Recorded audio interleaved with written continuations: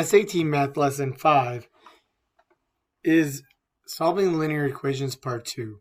Again, we're dealing with standards Heart of Algebra 1 and Heart of Algebra 6 again. Okay, these are your true SAT questions, right?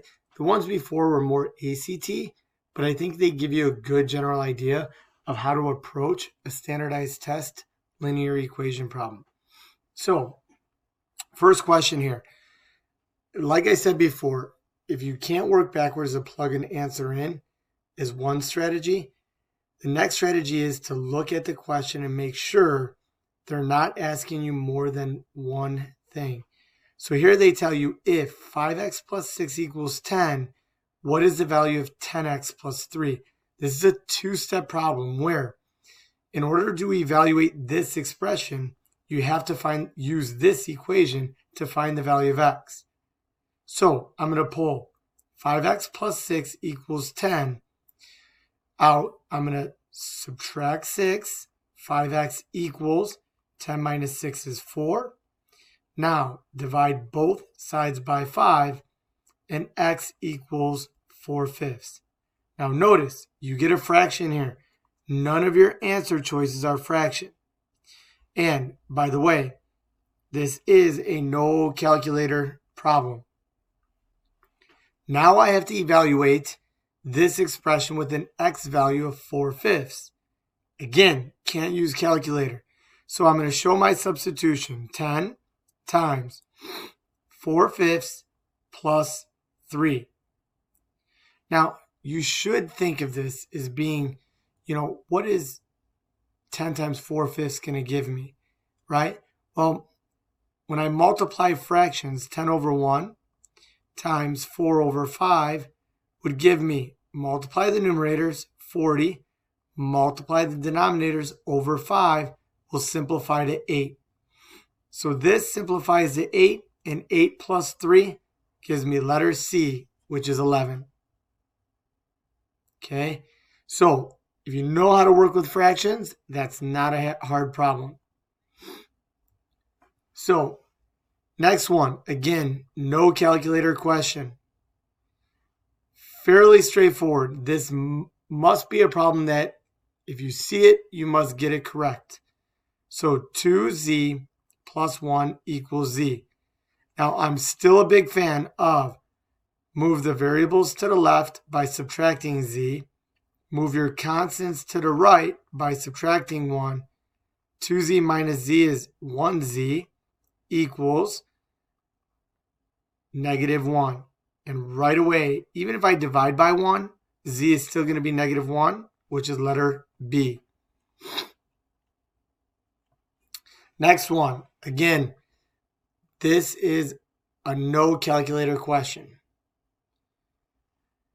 Like the last, lesson we learned, first thing we must do is distribute to get rid of the parentheses, right? And also, this is a gridded response where you're going to have to bubble in your numerical answer, right? So there's no multiple choice for this one. So I distribute.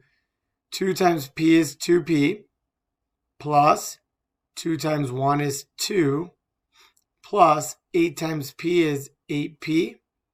8 times -1 is -8 equals 5p. Next, we are going to combine like terms on the left side of the equal sign. So 2p and 8p will give me 10p. Then 2 minus 8 will give me -6 equals 5p. Now, my next step, move the variables to the left. So I'm going to subtract 5p, add 6 to the right side of the equal sign. I get 5p equals 6 because these eliminate.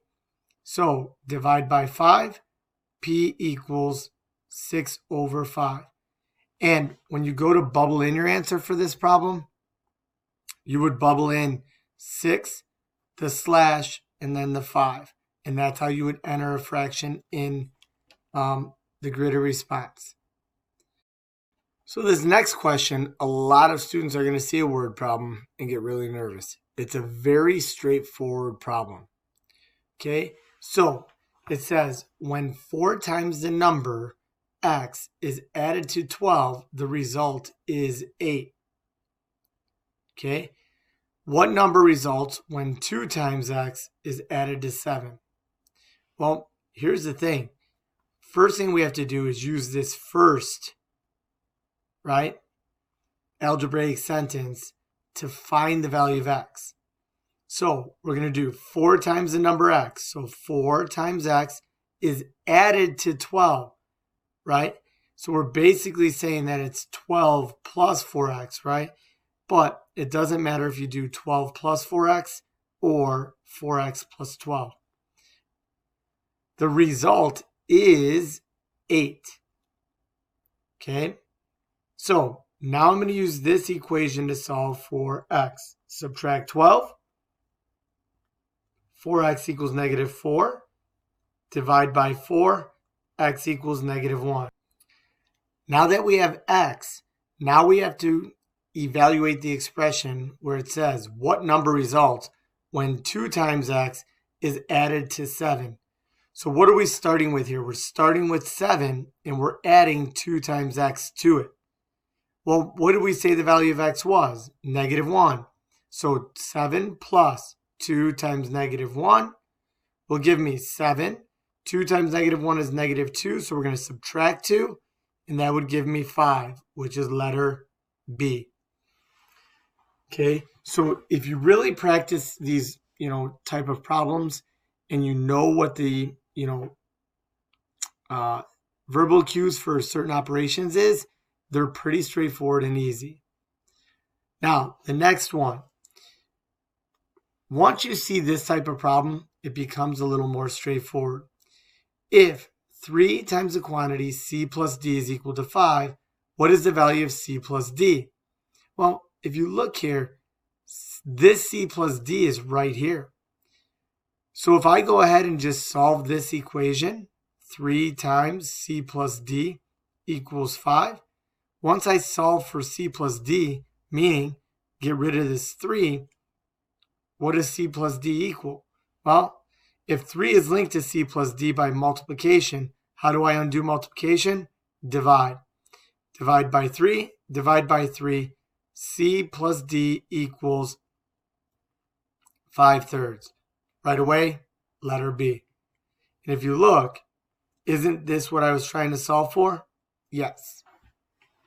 And the last one here. If 20 minus x is equal to 15, what is the value of 3x? Again, in order to evaluate 3 times x, I must find the value of x. Now, here's the thing.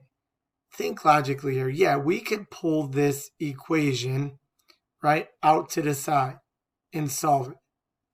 But if you go up here and just ask yourself, what would x have to be in order to make this a true statement? 20 minus what would give me 15? Wouldn't it just be 5?